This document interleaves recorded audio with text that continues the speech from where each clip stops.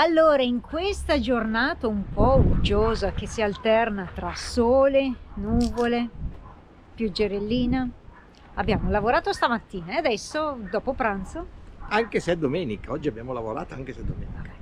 Dopo pranzo ci muoviamo, andiamo un po' a scoprire la costa qua intorno.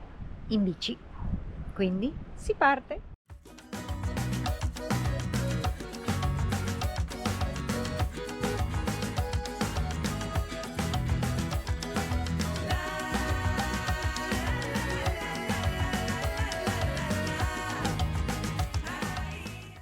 Eccoci al faro stranissimo di Punta del Daglio.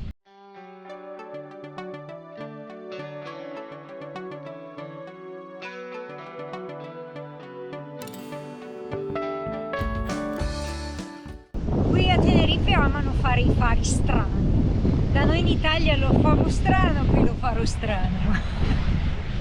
Guardate un po' che faro.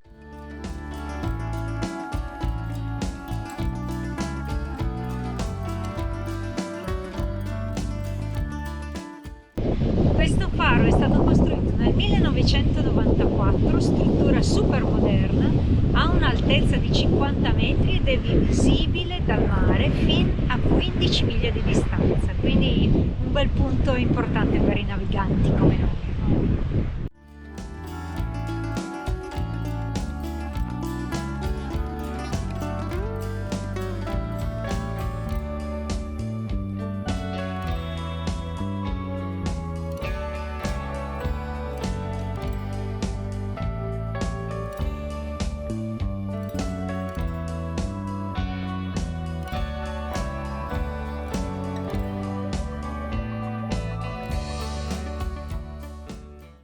Arrivati all'ermita del San Juanito, qua davanti con il mare che è bello tosto, non è incazzato, è tosto.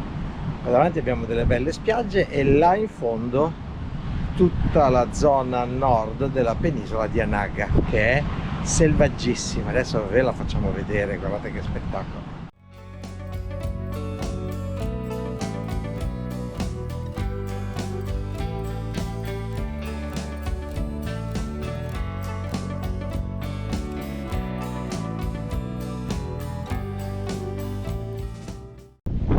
Sembra quasi di essere in Scozia a vedere questi panorami, non so, mi ricorda molto la Scozia perché è molto selvaggio, cupo, poco sole, adesso è uscito ma è pieno di nuvole, insomma un clima tendenzialmente scozzese e anche un paesaggio molto simile, verde e con colori verdi molto intensi.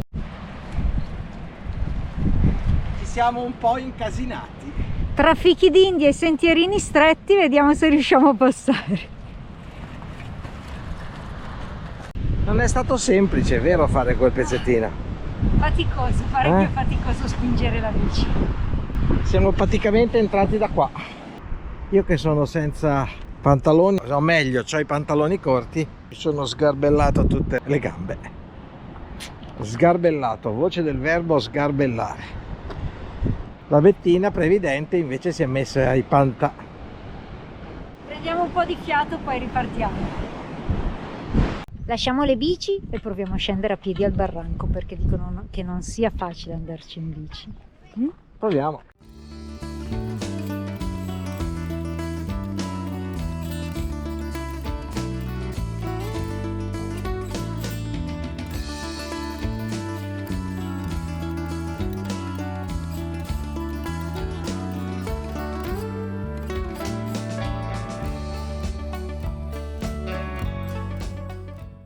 Il posto è fantastico, le montagne sono meravigliose, ripidissime.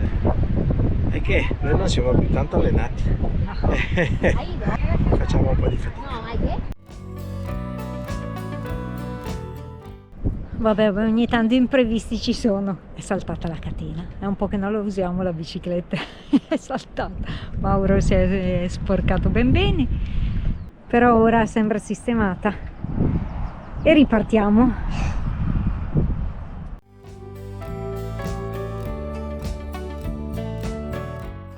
Qui le strade si fanno sempre più ripide. Siamo arrivati in cima ad una strada asfaltata da cui poi parte un sentiero che arriva alla Cruz del Carmen. Sono 950 metri di dislivello e si fa in 6 ore e mezza. Insomma, sia di qua che nel barranco precedente ci sono questi sentieri che poi in cima si collegano alla Cruz del Carmen e sono abbastanza impegnativi. Guardate quanto ci siamo alzati rispetto al faro che è là di fronte dietro le case. E beh, che dici, ma faticoso? stasera mi merito 2 birre. Ah, ben 2, non una, 2. E ora abbiamo tutta la discesa a rovescio da fare, bella tosta. Vai, si parte!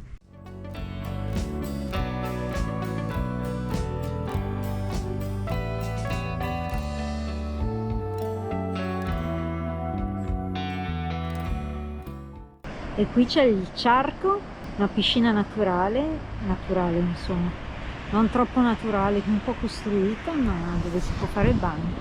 Adesso diciamo che è uscito anche il sole, però non invoglia propriamente fare il bagno perché c'è un po' di vento freschino, anche se qualcuno lo sta facendo.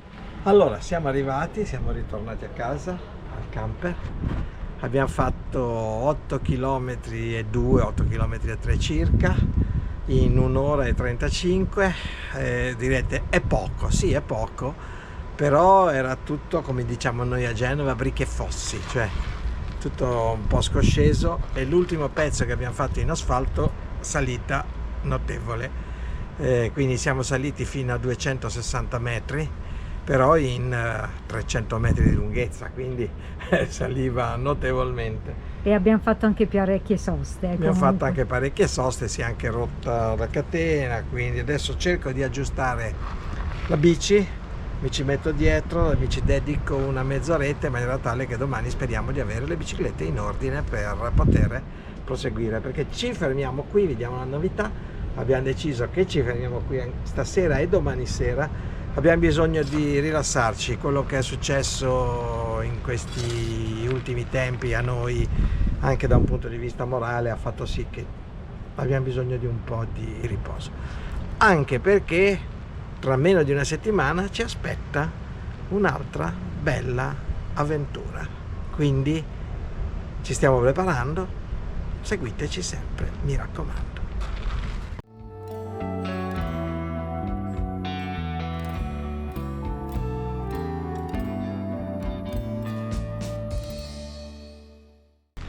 Io lo lascio lavorare e mi metto invece dentro, nel camper, a fare un po' di lavori da computer.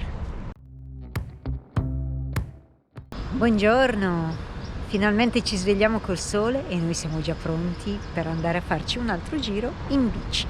Partendo da qui, dal camping dell'Hidalgo, dove ci fermiamo 3 notti addirittura questa volta. Carletto è tranquillo qui, in riva al mare, l'abbiamo proprio qui di fronte al mare, si sentono di notte le onde e tuttora si sentono. Finalmente forse oggi è una giornata un po' migliore, quindi vediamo di farci un bel giretto dalla parte opposta stavolta. Non andiamo verso il faro dell'Hidalgo che è un po' più a nord, ma andiamo verso sud e così vi mostriamo il resto dei paesini di questa zona stupenda del nord-ovest di Tenerife.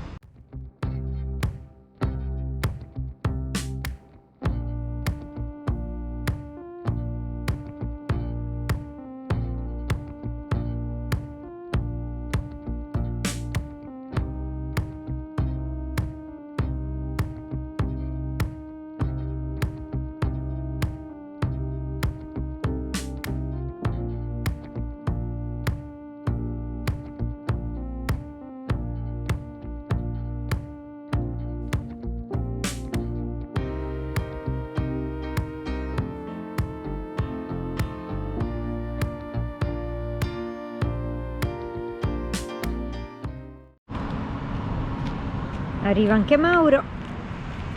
Siamo quasi pronti. Pronti? Si parte? Oggi si va. Altro giretto in bici, forse con un clima migliore, quindi via!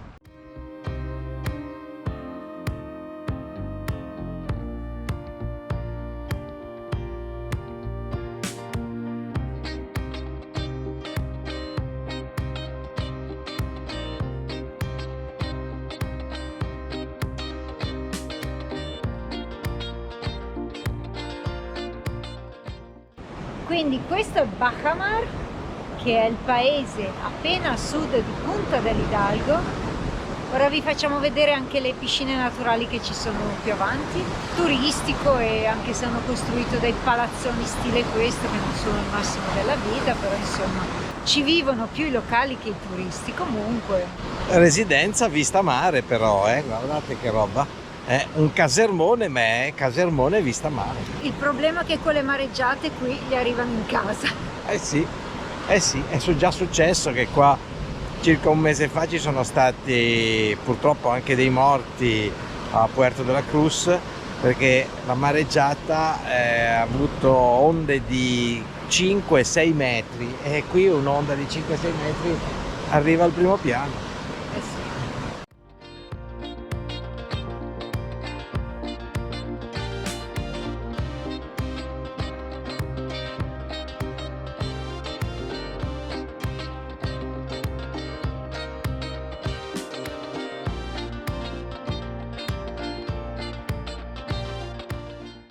E qui le piscine naturali dove c'è già gente che fa il bagno, guardate un po' sotto.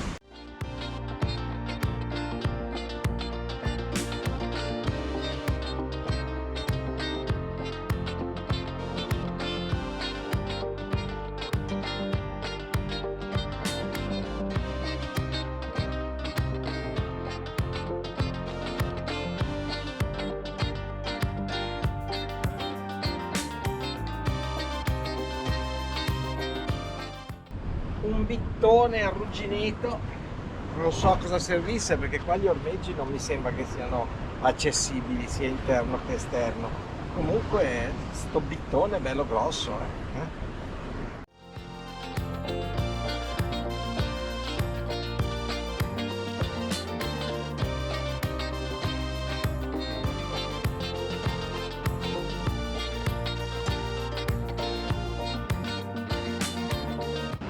E qui su questo lungomare è stato un po' devastato dalla mareggiata di qualche mese fa.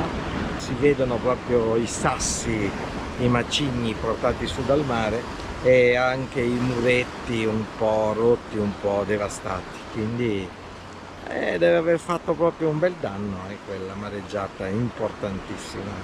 Va bene, ne ha fatte diverse alla fine di mareggiate, perché anche in dicembre ce ne sono state parecchie. Quindi insomma qui il mare pompa e pompa forte. Le passeggiate lungomare in queste situazioni di mare aperto sono complicate. Ora andiamo a vedere un po' più avanti dove possiamo arrivare, dai.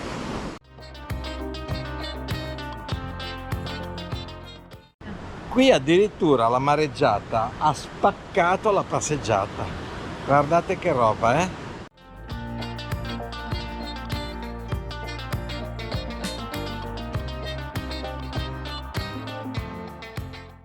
La potenza dell'oceano. Ecco la Bettina che si avventura.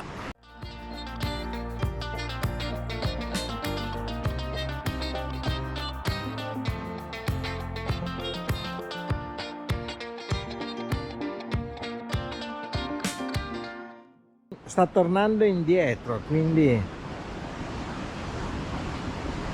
non si può andare?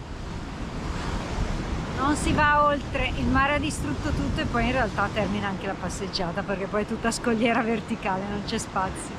Torniamo indietro.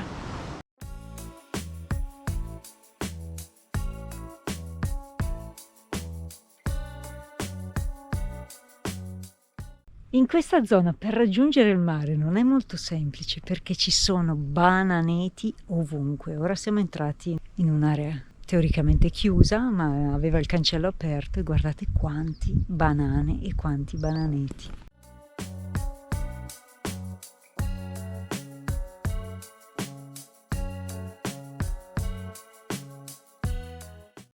Guardate che casco di banana che hanno ste piante, sono pienissime. Ed infatti noi qua mangiamo solo che platano canario, che è più piccolo ma è delizioso, più sodo, dura di più anche con le temperature elevate, rimane un po' più compatto, buonissimo.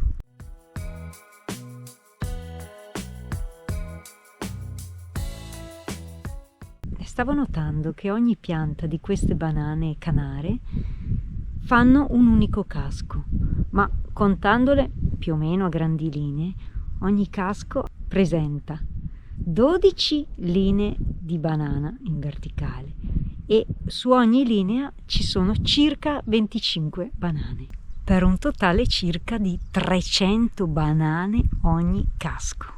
Io adesso non so esattamente con quanta frequenza i caschi di banane crescano su queste piante, però ogni casco 300 sono moltissimi.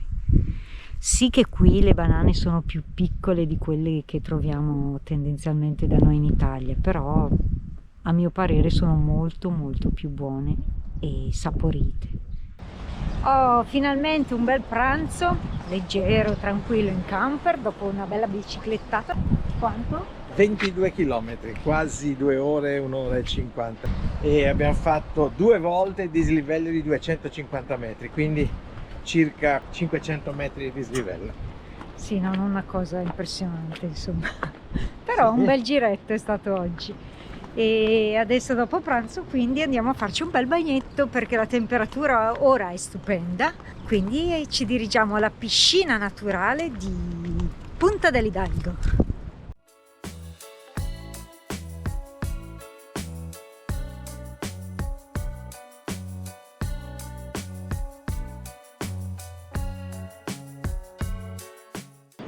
Mauro scruta la situazione, comunque la temperatura è ottima e faccio il bagno anch'io oggi, anche se l'acqua è acqua di mare, non sarà così calda, però penso si possa fare.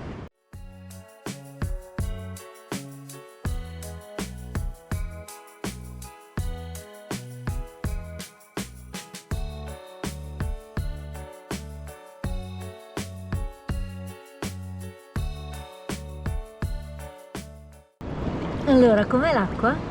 Leggermente più freschina degli altri giorni rispetto al bagno che abbiamo fatto nel sud, la zona di Costa Deje, quella zona lì è leggermente più freschina. Qui saremo intorno ai 20 gradi, però ci si resta tranquilli in acqua.